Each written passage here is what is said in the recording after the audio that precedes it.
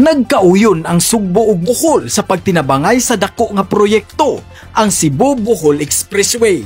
Gitug-an ni Governor Pam Barriquatro nga ilang hisgutan ni Bohol Governor Aris Aumentado ang kabahin sa pagkonektar sa Bohol ug Cebu.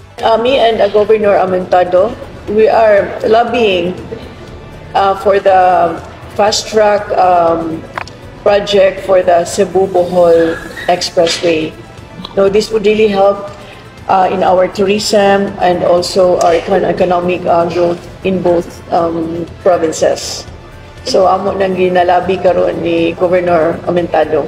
Napanglantawan nga dako kaayo og ikatabang sa kalambuan sa ekonomiya ug turismo sa lalawigan sa Sugbo ug probinsya sa Bohol ang katumanan sa Cebu-Bohol Expressway. Munching Auxtero, manginlabot og magpakabana tungod kay ato ang Cebu.